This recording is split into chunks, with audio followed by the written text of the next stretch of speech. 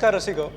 मागच्या भागात आपण बघितलं की केमिस्ट्री ह्या एवढ्या मोठ्या विषयाचा नेमका अभ्यास कसा करायचा, त्यातले डेरिवेशन, त्यातल्या रिॲक्शन, त्यातलं जे पाठांतर आहे ते नेमकं कसं करायचं, आणि जो एक थोडीशी भीती आहे, जो एक ग्रज आहे केमिस्ट्रीबद्दलचा, तर त्याला कसं फेस करायचं.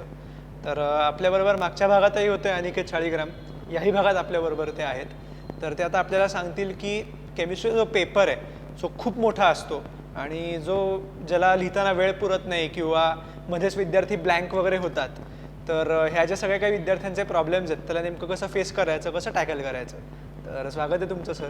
नमस्कार. तर पहिला माझा हाच प्रश्न आहे की केमिस्ट्रीचा पेपर खूप मोठा असतो आणि त्याच्यामध्ये मगाच्या आपण भागात बोललो तसं की सगळ्या पद्धतीचे प्रश्न केमिस्ट्रीमध्ये येतात, रिॲक्शनपासून न्यूमरिकलपासून डेरिवेशनपासून डिस्क्रिप्टिव्हपर्यंत. तर इतकी जी एक विविधता आहे केमिस्ट्रीच्या पेपरमध्ये, तर त्याच्यामुळे कधी कधी असं होतं की विद्यार्थी थोडे टेकन अबॅक होतात, थोडेसे घाबरतात. तर मुळात केमिस्ट्रीच्या पेपरची भीती कशी घालवायची. ओके, आता खरं तर 2 भागामध्ये आपण विचार करूया. पहिली गोष्ट भीती कशी घालवायची, आणि दुसरा पेपर खरंच मोठा आहे का, वेळ पुरतोय का वगैरे तसं. सगळ्यात पहिली गोष्ट भीती जी आपल्या मनात येते किंवा विद्यार्थ्यांच्या मनात येते, ती भीतीचं मुख्य कारण काय आहे की त्यांनी जो काही अभ्यास केलेला असतो गेल्या वर्षभरात, त्या अभ्यासात कुठंतरी कसर राहिली असं त्यांना मन खात असतं. आणि जी भीती आहे किंवा टेन्शन आहे हे तेच असतं की नेमका जो भाग मी व्यवस्थित केलेला नाही त्यातलेच क्वेश्चन तर येत ना. त्या भीतीचा 90% भाग हाच असतो. आणि उरलेला 10% भाग म्हणजे लिहिताना कुठं चुकतंय का किंवा मेकॅनिकल थिंग्स असं म्हणूया आपण. सो तो निग्लिजिबल पार्ट आहे. आता पहिला पार्ट आधी विचार करूया की जो भाग मी केला नाही त्यातलंच येईल का. तर एक लक्षात ठेवायचं आहे की ज्याला आपण म्हणतो विद्यार्थी आहे त्यांनी अभ्यास करणं हे भागच आहे. कोणताही चॅप्टर आपल्याला टॉपिक ऑप्शनला टाकायचं नाहीच आहे. आणि खास करून ही जी बॅच आत्ता जी आहे या बॅचबद्दल मी म्हणतो की माझ्या माहितीतली ही सगळ्यात सुखी बॅच आहे. म्हणजे ज्यांना टाईम फ्रेम मोठी मिळाली आणि सिलेबस कमी झालेला आहे. म्हणजे ही करोना महाराजांचं जे पृथ्वी तलावर आगमन झालं त्यांनी हे दिलेला आशीर्वाद आहे हे मानून खरं तर या विद्यार्थ्यांनी काम करायला हवं. आणि याला आपण म्हणूया की हा डबल बेनिफिट की टाईम फ्रेम मोठी मिळणं आणि सिलेबस कमी होणं, हा डबल बेनिफिट या आधीच्या कुठल्याही बॅचला मिळाला नाही आणि कदाचित इथून पुढच्याही कुठल्याही बॅचला मिळणार नाही. ओके, त्याच्यामुळे मुलांनी जास्तीत जास्त बेनिफिट उचलावा. जे काय मॅटर सिलेबसचा आपला कट झाला आहे तो ऑफिशियली बोर्डाच्या साईटवरनं घ्यावा. लिटरली टेक्स्टबुक समोर ठेवून तो पार्ट पेन्सिलनी किंवा मार्क करून कॅन्सल करावा आणि उरलेल्या भागाचा अभ्यास करावा. ओके, म्हणजे जो भाग आपल्या परीक्षेसाठी आहे त्याचा अभ्यास थरोली झाला पाहिजे. आता सगळाच भाग पूर्णपणे एक्सलंटली येणं सगळ्यांना शक्य नाही. कारण काहींचे पर्सनल लाईक्स डिसलाईक्स असतात की मला फिजिकलचा पार्ट आवडतो, ऑर्गॅनिक नाही आवडत, किंवा उलटं ऑर्गॅनिक आवडतो, फिजिकल नाही आवडत, किंवा ॲप्लाइड भाग म्हणजे DNA ब्लॉक नाही, वॉट एव्हर. सो ते पर्सनल लाईक डिसलाईक प्रत्येकाकडे असतातच. त्यामुळे प्रत्येकाच्या लाईक्स डिसलाईकपेक्षा आपण असं म्हणू स्ट्रेंथ अँड विकनेसेस. सो प्रत्येकाचे काही ना काही स्ट्रॉंग पॉईंट असतात आणि प्रत्येकाचे काही ना काही वीक पॉईंट्स असतात. तर मुळात भीती कोणाची असते, वीक पॉईंट्सची असते. सो त्या भीतीला ओव्हरकम करणारी एकच गोष्ट ती म्हणजे कॉन्फिडन्स. सो मुलांनी एक लक्षात ठेवणं भाग आहे, जे काय 100 रुपयाचं आपला सिलेबस होता त्यातले नक्कीच 80, 85, 90 रुपयाचा स्टडी माझा झालेलाच आहे आणि केलेलाच आहे तुम्ही, मला खात्री आहे. ओके, तर उरलेल्या 10-15 रुपयाचं भीती बाळगणं काही आवश्यकता नाही. सो जेव्हा तुम्हाला तुमच्या 85% सिलेबसवरती कॉन्फिडन्स असतो, आपोआप हा फोबिया किंवा फिअर किंवा टेन्शन हे नक्कीच नाहीच होतं. टेन्शनची एक दुसरी गोष्ट मुलांना लक्षात घ्या, ते टेन्शन उरलेल्या 10-15% भागाचं असतं जे तुमच्याकडनं नीट झालेलं नाही, पण त्या 10-15% भागाचं टेन्शन उरलेल्या 85% भागाला खाऊन टाकत असतं. सो ते बाजूला सोडा. जो भाग तुम्ही केलेला आहे त्याच्याबद्दल फुल कॉन्फिडंट राहा आणि त्या कॉन्फिडन्सनी जेव्हा तुम्ही फेस करता कोणतेही चॅलेंज असू दे, एक्झामच नाही आयुष्यातलंही कुठलंही चॅलेंज, तेव्हा ते नक्कीच चॅलेंजची निम्मी हवा तिथंच निघून गेलेली असते. सो भीतीला ओव्हरकम करायला एकच मुद्दा आहे, अभ्यास चांगला झाला असला पाहिजे आणि जो अभ्यास झाला आहे त्याच्यावर विद्यार्थ्याला कॉन्फिडन्स पाहिजे. सो पहिला भाग गेला भीतीचा. दुसरा भाग पेपर खरंच मोठा आहे का आणि वेळ पुरेल का. तर खरं तर पेपरचं जे डिझाईन केलेलं आहे ते तज्ज्ञ समितीने केलेलं असतं आणि वेळेचं नियोजन, मार्कांचं गणित, उत्तराची लांबी, विद्यार्थ्यांची कुवत, सगळ्या गोष्टीचा विचार करून तो पेपर डिझाईन केलेला असतो. या म्हणण्यात काही तथ्य नाही की पेपर इतका मोठा होता की मला वेळच नाही पुरला. वेळ कुठे गेला तर वेळ उत्तरं आठवण्यात गेला, हे मुलं लक्षात घेत नाही. जो 3 तासाचा वेळ दिलेला आहे त्यातला समजा 1 तास मी नुसतं छताकडे बघत बसलो, अरे काय उत्तर येत नाही, हे येत नाही, तर उरलेला वेळ कमीच आहे ॲक्च्युली. सो उत्तर आठवण्यात जेवढा जास्त वेळ जाईल तेवढा लिहिण्याचा वेळ कमी होणार आहे आणि मग पेपर उरणार आहे, कम्प्लीट होणार नाही. सो उत्तरं आठवायची नसतील, म्हणजे आठवत बसण्यात वेळ घालवायचा नसेल, तर सगळ्यात महत्त्वाचा मुद्दा, पुन्हा जो विषय तुम्ही क्लिअर केला, म्हणजे ज्याचा अभ्यास केला त्याचा कॉन्फिडन्स असेल, तर तुम्ही बरोबर त्या फ्लोमध्ये लिहायला सुरुवात करता. अनइंटरप्टेडली तुमचं लिखाण चालू राहतं. जिथं कुठं पेन थांबतो आणि डोकं चालू होतं तेव्हा तिथं टाईम पाळायला सुरुवात होते. आणि जिथं डोकं कामाला लागलेलंच आहे पण लिखाण अनइंटरप्टेडली चाललं आहे, त्या ठिकाणी आपोआप टाईम मॅनेज होत जातो. सो एक लक्षात ठेवलं पाहिजे, जो अभ्यास तुम्ही केला त्याच्यावर कॉन्फिडन्स असाल आणि तो व्यवस्थित रिकॉल होत असेल, रिप्रोड्यूस होत असेल, पेपर बरोबर वेळेत होतो. इनफॅक्ट पेपर लिहून वेळ उरतो, हेही मी सांगतो. आणि आता आपण मेन लिखाणावर येऊया की रिॲक्शन्स, मगाशी आपण जे बोलत होतो मागच्या भागात की रिॲक्शन कशा लक्षात ठेवायच्या वगैरे वगैरे वगैरे, पण रिॲक्शन मला वाटतं लिहायचं एक पेपरमध्ये वेगळं सूत्र असतं, त्याची एक पद्धत असते जी मोस्टली विद्यार्थी पाळत नाहीत. तर त्याच्याबद्दल तुम्ही विद्यार्थ्यांना सांगू शकाल कशी रिॲक्शन लिहावी पेपरमध्ये? Reactions, numericals, differences, give reason, या प्रत्येक उत्तराला स्वतःचे काहीतरी गुणधर्म आहेत असं म्हणून. वन बाय वन विचार करूया आपण. जेव्हा डिफरन्स बिटवीन 2 थिंग्स विचारलेला असतो, क्लिअरली 2 कॉलम करणं अपेक्षित आहे आणि जे ब्लॅक अँड व्हाईटमध्ये फरक असतात ते लिहिणं अपेक्षित आहे. मुलांना शक्यतो डिफरन्सचे पॉईंट आठवत नाहीत, त्यामुळे ते एखादा पॉईंट स्प्लिट करून 2 भागात लिहित जातात. उत्तराची लांबी वाढवायचा प्रयत्न करतात. पण विद्यार्थ्यांनो, एक्झामिनरला हे कळत असतं की तुम्हाला आठवत नाही आणि तुम्ही अकारणरित्या लांबी वाढवताय. सो अशा गोष्टी थोड्या अवॉइड करा. म्हणजे एक्झामिनर समोर तुमचं एक चांगलं चित्र असलं पाहिजे की अरे येस, हा मुलगा व्यवस्थितच लिहितोय आणि परफेक्ट लिहित चाललेला आहे, कुठेही अतोनात उत्तर वाढवत नाही किंवा श्रिंक पण होत नाही आहे. एकदा ते कळायला लागलं की पुढची म्हणजे मार्क पडणे किंवा इतर सगळ्या गोष्टी आपोआप होत जातात. गिव्ह रिझन्स वगैरे जे असतात त्याचं कन्क्लुजन शेवटी म्हणणं, म्हणजे this is reason 1, this is possibility 1, possibility 2 and therefore this thing is happening. So उत्तराची सुरुवात आणि उत्तराचा शेवट हा एक असा पाहिजे की जो क्वेश्चनला बरोबर मॅच होतो. हो सर, पण बाकीच्या गोष्टी आहेत ना, गिव्ह रिझन, ह्या त्या गोष्टी तर 10वी पासून मुलं करत आली आहेत. रिॲक्शनचं कसं होतं ना, 11वी 12वीतच येतात आणि त्याचं लिहायचं कसं आहे त्यांना कोणी सांगितलेलं नसतं. रिॲक्शनच्या बाबतीत आता आपण खास विचार करूया की रिॲक्शनवरती काय काय प्रश्न येऊ शकतात. पहिल्या प्रकारचा प्रश्न आहे अगदी थेट की रिॲक्शनचं नाव देतात, ही रिॲक्शन लिहा. Write Wurtz coupling, write azo coupling किंवा write reaction of Grignard reagent. So एक टायटल दिलेलं आहे आणि ती रिॲक्शन लिहायची आहे. ते अगदी स्ट्रेट फॉरवर्ड क्वेश्चन झाला.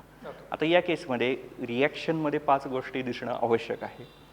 पहिलं रिॲक्शनचं नाव, त्याच्यानंतर त्याचं जनरल इक्वेशन, त्याच्यानंतर त्याचं statement, when this substance react with this substance in the presence of so and so catalyst we get such and such product and if possible there is a by product also, जे काय असेल ती situation. So हे पूर्ण जे equation लिहिलं ते डिस्क्रिप्शनमध्ये येणं आवश्यक आहे.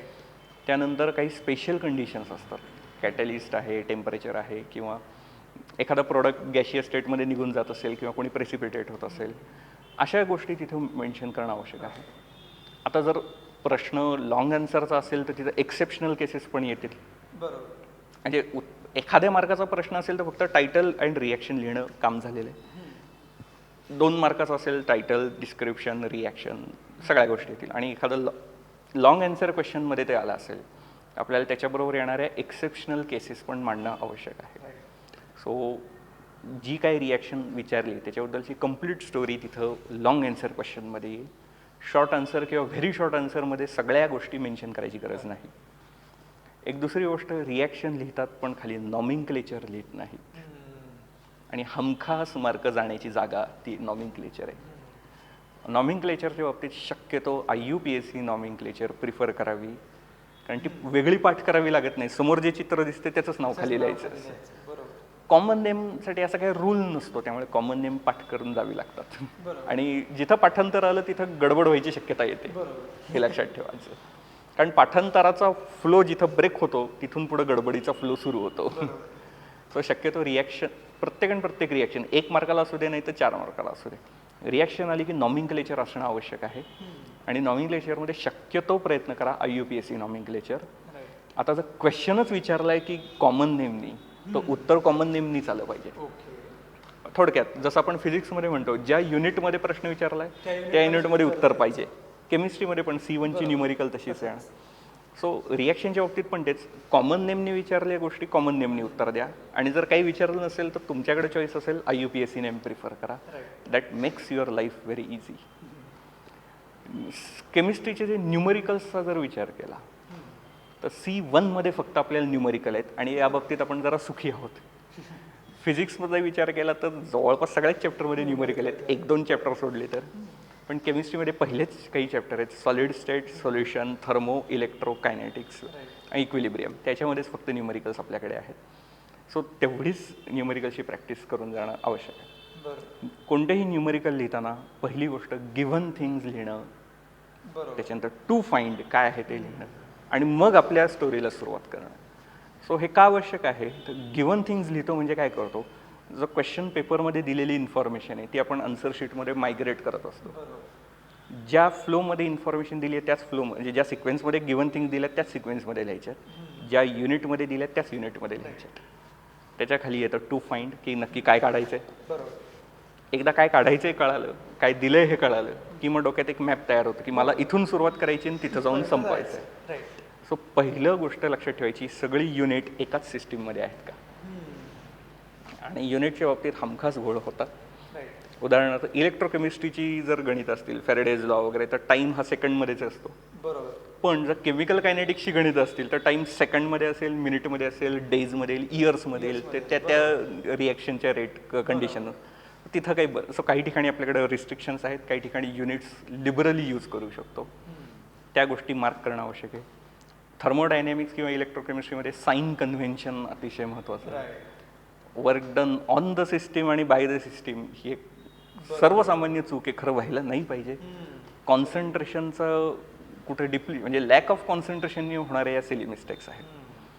So sine convention properly follow केल्या, युनिट्स व्यवस्थित मेन्शन केले असेल, न्यूमरिकल्सला प्रॉब्लेम येत नाही.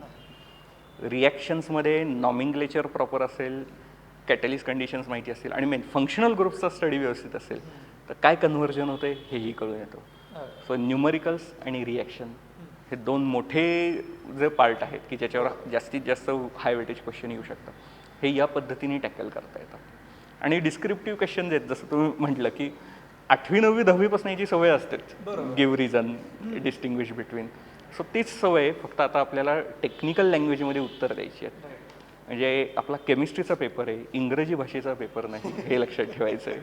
म्हणजे याच्यात मेटाफोर्स, आयरनी, पन्स वगैरे जरा बाजूला ठेवून केमिकल लँग्वेजमध्ये, म्हणजे केमिस्ट्रीला सुटेबल अशा लँग्वेजमध्ये उत्तरे येतील याचं थोडी काळजी घेणं आवश्यक आहे. फिगर्स ऑफ स्पीच थोडं आपण बाजूला ठेवू, आणि फिगर्स इन द केमिस्ट्री हे जास्त प्रोनाऊन्स पुढं झाल्या पाहिजे.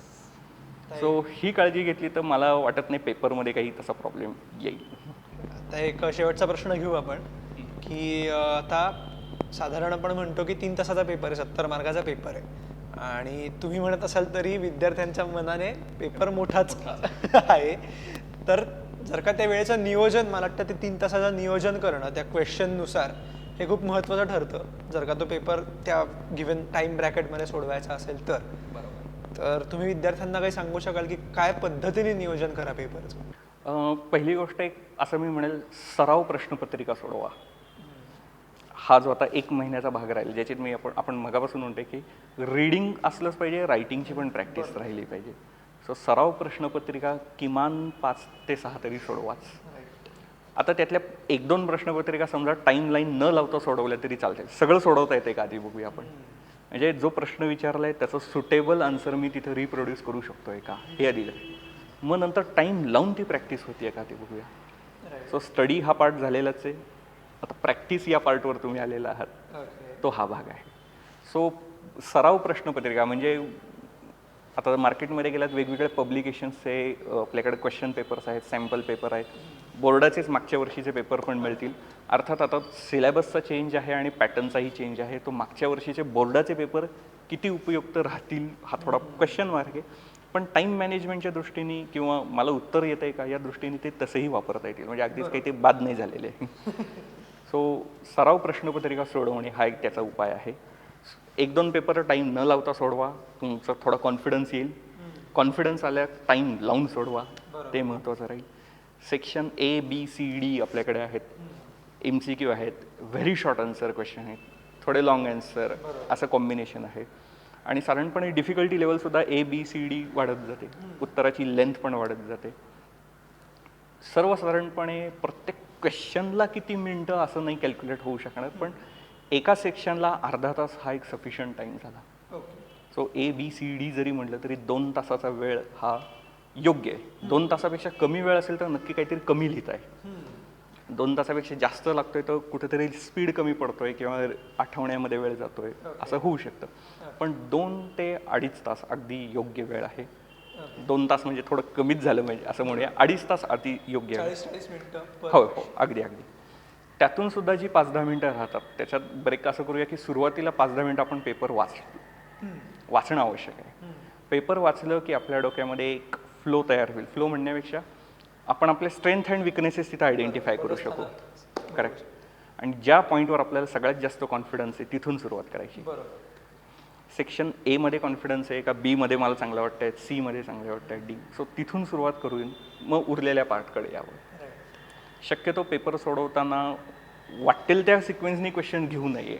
म्हणजे जरी बोर्ड असं म्हणत नाही की याच सिक्वेन्सनी घ्या, कोणत्याही सिक्वेन्सनी तुम्ही सोडवू शकता, पण शक्यतो तसं करू नये. एक सेक्शन घेतलं तर त्या सेक्शनचे सगळे आधी सोडून घ्यावे. मग दुसरं सेक्शन तुम्ही कोणत्याही सिक्वेन्सनी घेऊ ते इझी राहील. नंतर तुम्ही C घ्या, हां. नंतर B घ्या, चालेल. पण A ठरवलंय तर A चे सगळे आधी सोडून घ्या. B ठरवलंय B चे सगळे आधी सोडून घ्या. असं करू नका. हां, त्यामुळे 2 गोष्टी होतील. पेपर तपासणाऱ्याचा गोंधळ होऊ शकतो किंवा तुमचाच एखादा प्रश्न त्याच्या भानगडीत राहू शकतो की इथं सॉल्व एनी 8 आउट ऑफ 12 आहे, मी इथले 4-5 सोडवले, दुसऱ्या सेक्शनवर गेलो, तिथले 3-4 सोडवले, तिसऱ्या सेक्शनवर गेलो, अरे मागच्यातले 2 राहिलेत, हे पुढं तरी जाऊन विसरून जाऊ. तसं नका करू. सो प्लॅनिंग असं ठेवा की पेपर पहिली 5-1 मिनिटात वाचला पाहिजे. वाचल्या आपले स्ट्रेंथ अँड विकनेसेस आयडेंटिफाय झाले. जो स्ट्रॉंग पॉईंट आहे तिथनं सुरुवात करायची. एक सेक्शन घेतला तो सगळा आधी सोडवायचा, मग दुसऱ्या सेक्शनकडे जायचं. सेक्शनच्या आतल्या प्रश्नांवर शफलिंग फारसं करायचं नाही. आणि उत्तराची लांबी साधारण मार्कांच्या प्रमाणात ठेवा. म्हणजे एखाद्या मार्काचं उत्तर आहे म्हणजे ते आयदर एक लॉ असेल, डेफिनेशन असेल, इक्वेशन असेल, सिम्पल रिॲक्शन असेल. सो त्याच्यात तुम्ही 1-2 पॅरेग्राफ लिहित बसलाय तर अननेसेसरीली वेळ जातोय.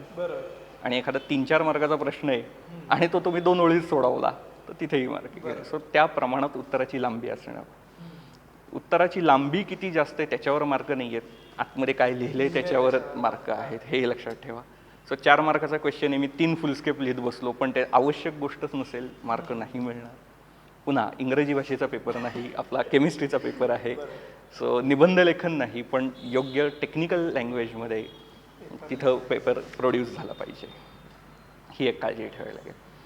सो हे जर टाईम मॅनेजमेंट ठेवलं, सेक्शन वाईज स्ट्रेंथ विकनेसेस आणि साधारण 30 ते 40 मिनटं एक सेक्शन क्वाईट सफिशियंट आहे. विथ प्रॅक्टिस तुम्ही हा टाईम कमी करू शकता. खाडाखोड थोडी अवॉइड केली पाहिजे. खाडाखोड करताना पूर्ण ब्लॅक काळं करून नाही टाकायचं. हां, सिम्पल कळलं पाहिजे की ते खोडले आणि पेपर खराब नाही झाला हेही दिसलं पाहिजे. सो अशा काही गोष्टी आहेत, हे लक्षात ठेवलं पाहिजे. पेपर संपल्यानंतर रीचेकिंगला 5-10 मिनटं ठेवा. पण एक लक्षात ठेवलं पाहिजे मुलांनो, ते रीचेकिंग आहे, रीरायटिंग नाही. सो शेवटच्या 5-10 मिनटात परत एखादा उत्तर लिहायला घेणं हे चूक आहे. त्या 5-10 मिनटं आधी जी उत्तरं लिहिली आहेत ती चेक करणे, युनिट बरोबर आली आहेत का, साईन कन्व्हेन्शन आहेत का, कुठं रिॲक्शनमध्ये डबल बॉन्ड ट्रिपल बॉन्ड हरवला आहे का, हे बारकावे बघणं ते शेवट 5-10 मिनटात ठेवा. पण त्या 5-10 मिनटात नव्याने एखादा नवीन प्रश्न सोडवायला घेणं हे थोडं चुकीचं आहे. सो जेव्हा मुलं सराव प्रश्नपत्रिका सोडवतील तेव्हाच त्यांना ह्या गोष्टी आयडेंटिफाय होत जातील आणि मग यश त्यांच्यासमोर उभंच असेल, जर सगळ्या गोष्टी व्यवस्थित होत गेल्या तर. तर सरांनी आपल्याला मार्गदर्शन केलेलंच आहे. तर धन्यवाद सर तुम्हाला. तुम्ही आलात आणि विद्यार्थ्यांशी संवाद साधलात. तर मला खात्री आहे की ह्या सेशननंतर विद्यार्थी जेव्हा सेशन हा ऐकेल त्यानंतर जर का त्यांनी सरांनी जे काही सांगितले ते फॉलो केलं तर मला वाटत नाही विद्यार्थ्यांचे मार्क कुठे जातील, ते त्यांना त्यांच्या पदरात पडतीलच. खरं तर मार्क जायलाच नाही पाहिजे. विद्यार्थ्यांनी भांडलं पाहिजे एक्झामिनरशी, नाही इथं मार्क कापूनच दाखवा. चॅलेंज, मी इतकं व्यवस्थित लिहिलंय, चॅलेंज आहे की मार्क कापून दाखवा. या कॉन्फिडन्सनी एक्झाम फेस झाली पाहिजे. Right. Then success is yours. चालेल सर, धन्यवाद. आणि आपण भेटू पुढच्या भागात. तोवर धन्यवाद, नमस्कार.